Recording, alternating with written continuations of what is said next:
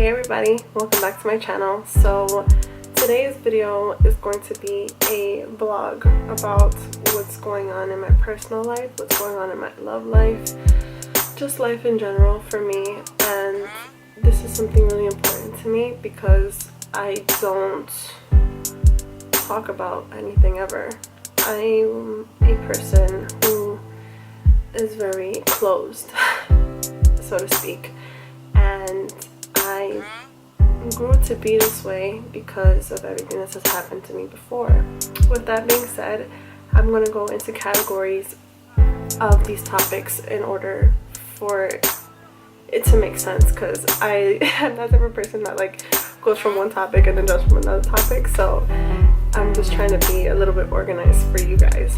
So without further ado, let's get on to the video.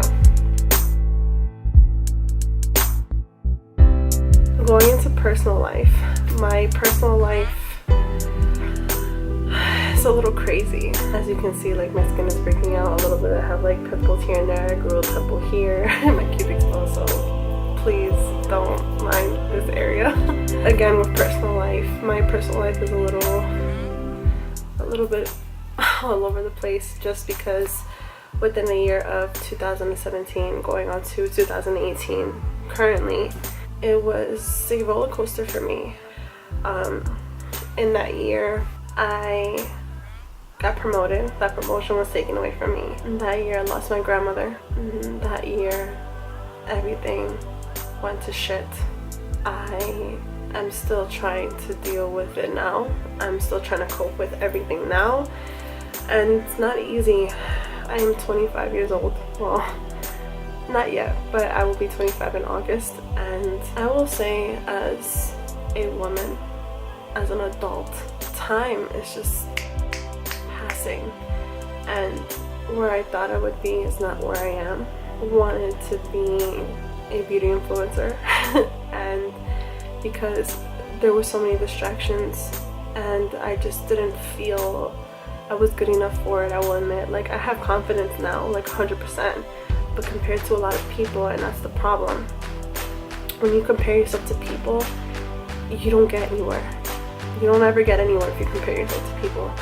And I've had that problem in comparing myself to people sometimes because I didn't really know who I was as a person. That has a lot to do with the relationships that I was in, and that's a different topic, but it falls into my personal life because I went from a 4-year relationship and then jumped into a 5-year relationship so quickly that I didn't know who I was as a person. I knew who I was, I was just going with the flow and I had an idea.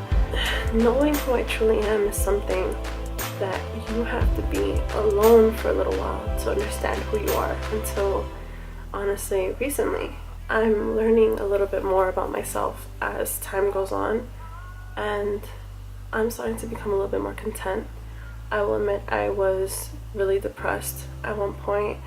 I got back into smoking cigarettes. No one knows this, but I wasn't addicted to it. It wasn't I was a real smoker. But on the occasion, I would do it. And it got to a point that I would do it on a daily. And it got to a point, and it gets like that. You do it every once in a while, you do it here and there, you do it, and then it just grows.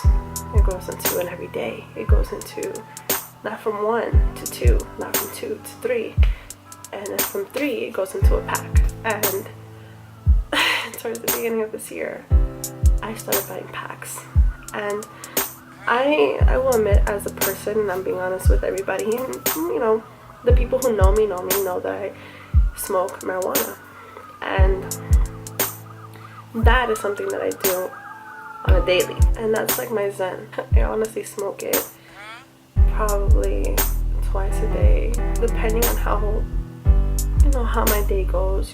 That's my sense of why I smoke marijuana, because it calms me. I do have anxiety, when things are hitting the fan and when I don't know how to control something, and when I feel just I'm nervous. It's a lot. Anxiety can just hit you out of nowhere. Sometimes my anxiety kicks in when I'm doing nothing. Marijuana does tend to help me with that. besides the point. See how I told you I'm jumping from one thing to another. Like, I was smoking cigarettes just because of the stress. Like, it's a lot, man. It's a lot. There's no words. Like, I just was completely unhappy. In the year of 2017, like I said, I went through a lot.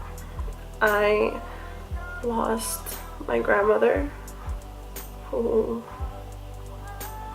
meant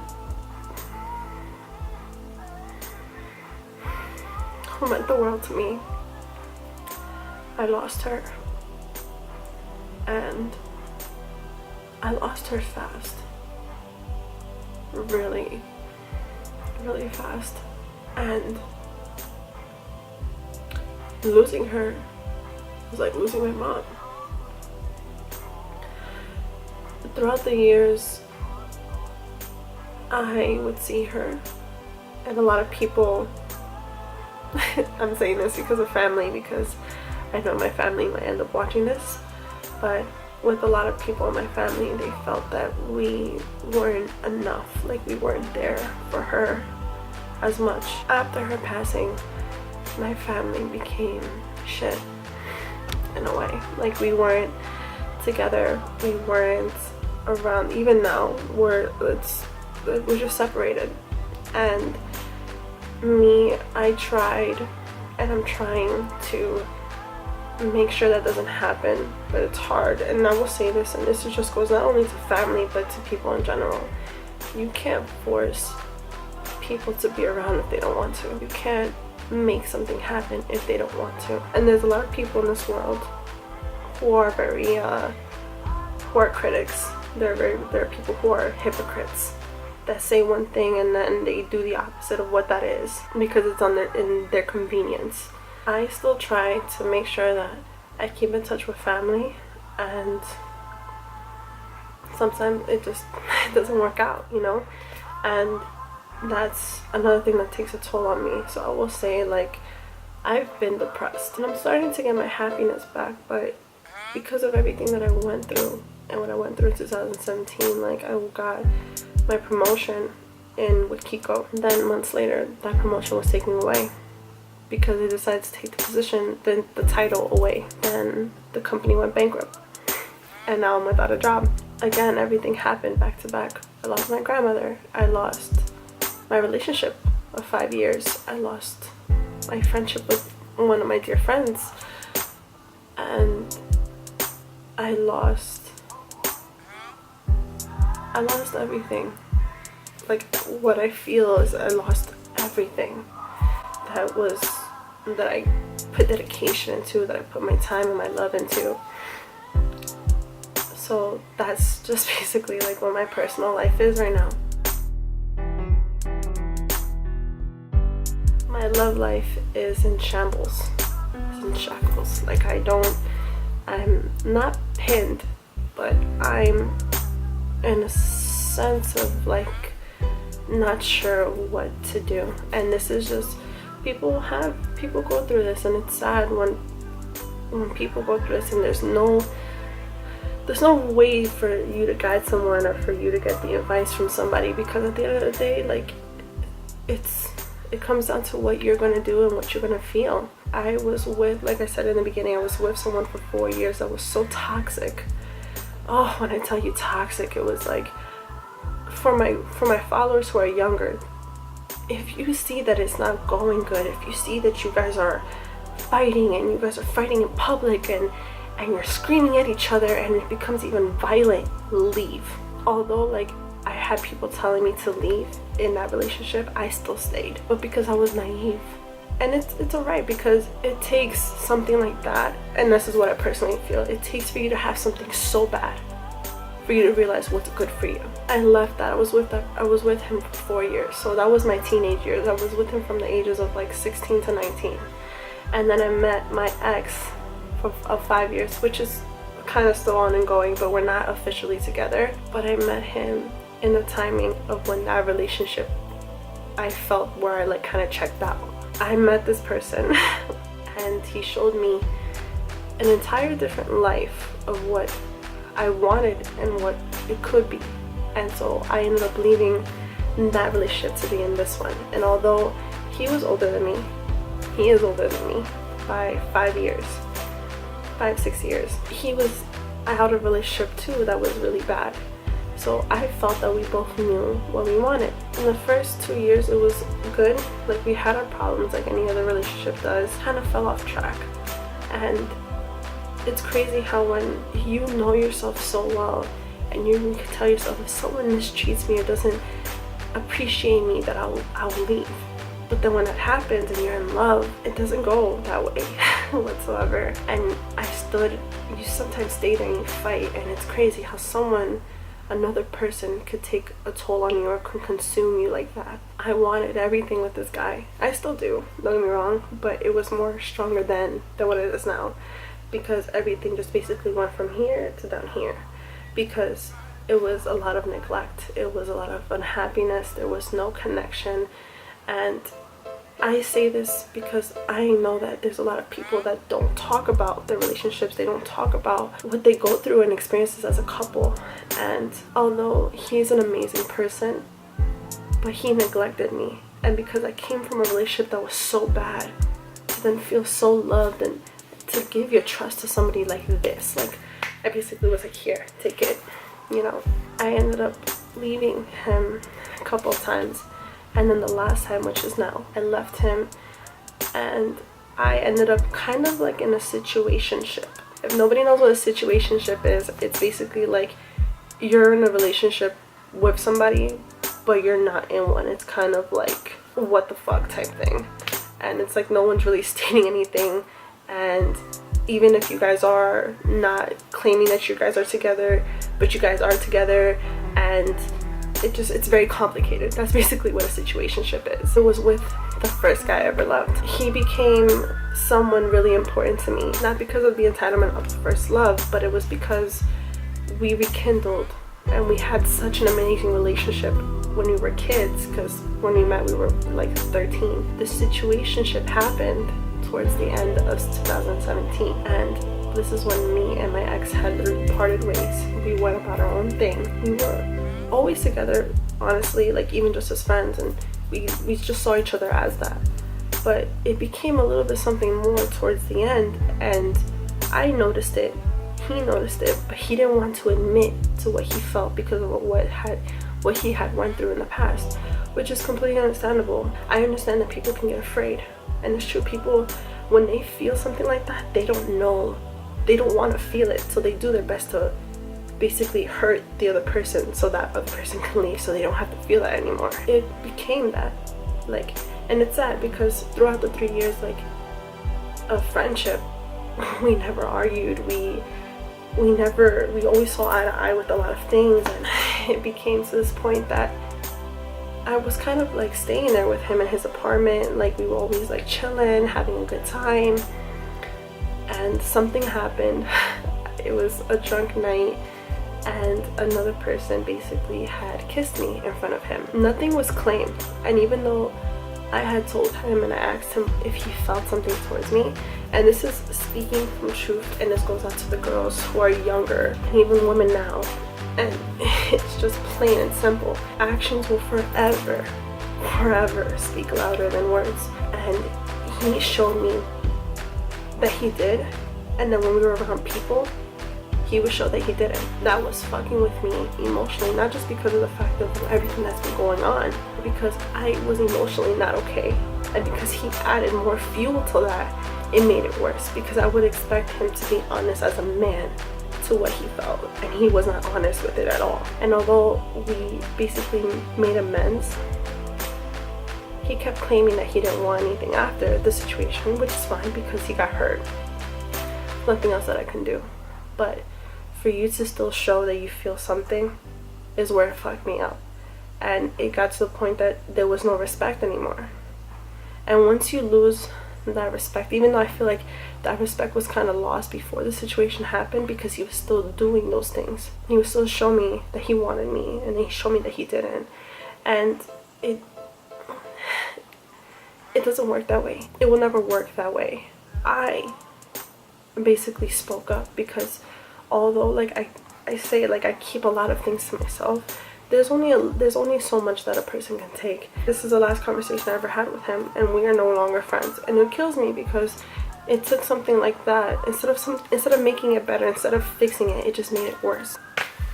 And so that is the situation ship that if you see it happening, just stop it. Just stop it, because it's never going to make it better. It's not a relationship. It will never be anything. So you stop it. You make it a friend, or you don't talk to them at all. And I will admit, if he was to tell me that he was sorry and apologize to me, I'll accept the apology. But I know his true colors now. I know who he is as a person, and I'll just keep him from a distance as my friend. Now, for my relationship with my 5-year, I'm still in the state where I love him, but there's a lot of trust issues. You only live once, and in our lifetime, like, the time goes by so fast that you don't even realize it's literally passing you sometimes. And I want to make my career going, and I want to make my life happen, because in about 5 years I'm going to be 30, and I want to have myself together. It's spiritually, mentally, emotionally. I want to be 100% again before I can allow anyone else to love me, before I can allow anyone else to walk into my life and feel like they can walk all over me. Especially, I want to show as strong as I am as a woman. If I ever have kids, I'm the mom, and I need to show how strong I am for them, to know that they can never allow anyone to do that to them. My love life stands on a standstill with him, although he as a man is doing everything that he can to show that he loves me, that he wants to be with me. He's supportive, he's dedicated, and that's basically anyone can ask for. You know, I thought really hard about it, and I was like, you know, this is 5 years, this is not 3 years, this isn't 2 years. And if he's making the effort, and he's been doing a lot more than before, to be honest with you, to be with me, I'd rather give him my time, because at the end of the day, there's a quote that Sam Smith has said in one of his songs. The song is called Palace. I'm really a big Sam Smith fan. Not like huge, but I do love his music. It does touch me in a way where it's like, I feel like he does speak to me. And so there's a song called Palace from his new album, and it's a really beautiful song. I'm gonna miss you. I still care. Sometimes I wish we never built this palace. But real love is never a waste of time. It's so true, because when you build something with somebody, especially for that long, it could be marriage, it could be anything. But if it's real and that person is willing to dedicate themselves and work so hard to try and be with you, it should be reciprocated. I feel at this moment that if he's doing this much, then I at least have to give him a little bit of something. Like, don't get me wrong, I'm making that nigga work. At the same time, I had to give him something, because he's doing all of this, and this is 5 years. The love is there. And if you ever see me and him around each other, anyone who's ever witnessed it, friends, you see that we love each other. So I'd rather give my time to someone who actually wants to be with me than my time to someone who's just playing with me. And that's what it comes down to. And so right now, that is what my love life is.